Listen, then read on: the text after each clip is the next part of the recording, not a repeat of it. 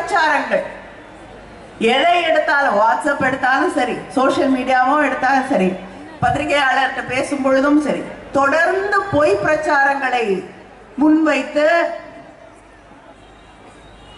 ஏதோ இவங்க ராமர் கோயில் திறக்கிற அன்னைக்கு இங்க எந்த பூஜையும் நடத்தக்கூடாது, யாரும் கோயிலுக்கே போகக்கூடாது, பூட்டிடணும் அப்படின்னு நம்முடைய அரசு சொன்னது போல அந்த அளவிற்கு ஒரு பொய் பிரச்சாரத்தை அவர்கள் ஆரம்பித்தார்கள்.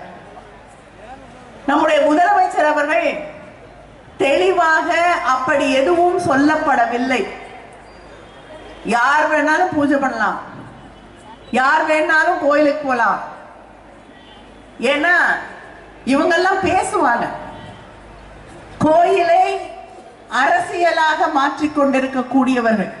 ஆனால் திராவிட முன்னேற்ற கழகம் தலைவர் கலைஞர் அவர்களின் காலத்திலிருந்து இன்று தளபதியின் காலம் வரை உண்மையாக அந்த கோயிலுக்கு நம்பிக்கை இருக்கிறதோ இல்லையோ, கோயிலுக்கு செல்லக்கூடியவர்கள், அந்த கோயிலின் சொத்துக்களை பாதுகாப்பவர்கள் நாம். அந்த கோயிலுக்கு வரக்கூடிய பக்தர்களுக்கு பாதுகாப்பு தரக்கூடியவர்கள் நாம்.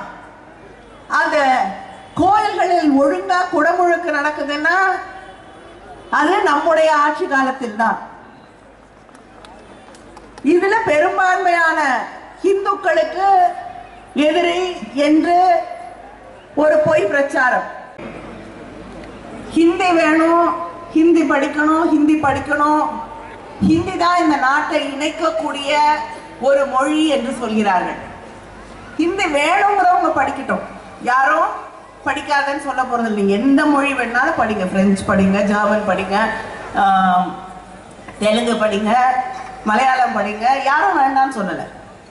ஆனா ஒரு மொழியை கொண்டு வந்து திணித்து அது உன்னுடைய அடையாளம் என்று சொல்லும் பொழுது, வட இந்தியாவில் இருக்கக்கூடிய போஜ்புரி மொழி, அந்த மாநிலத்திலே ஹிந்தி திணிக்கப்பட்ட போது இன்று அந்த போஜ்புரியை பேசக்கூடிய ஆட்களே இல்லை என்று சொல்லக்கூடிய ஒரு நிலை அங்கே உருவாகி இருக்கிறது.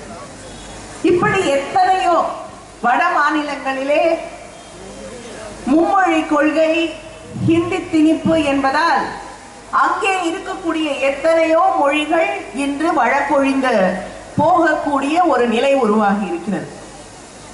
அது மட்டும் இல்லாமல் நாம் பேசாத ஒரு மொழி, நமக்கு தெரியாத ஒரு மொழி, இப்ப நம்ம கிட்ட ஒரு 2 வார்த்தை மலையாளத்துல பேசினா எப்படி இருந்தாலும் புரியும், கேரளால போய் தமிழ்ல பேசுனீங்கன்னா புரியும். ஏன்னா எல்லாமே ஒரு மொழி குடும்பத்தை சேர்ந்தது. ஆனா ஹிந்தி என்பது வேறு ஒரு மொழி குடும்பத்தை சேர்ந்தது.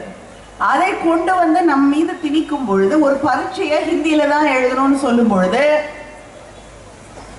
அந்த ஹிந்தி மொழி பேசக்கூடிய, அதை தாய்மொழியாக கொண்டிருக்கக்கூடிய மாணவர்கள் அந்த மாநிலம் பயனடையும்.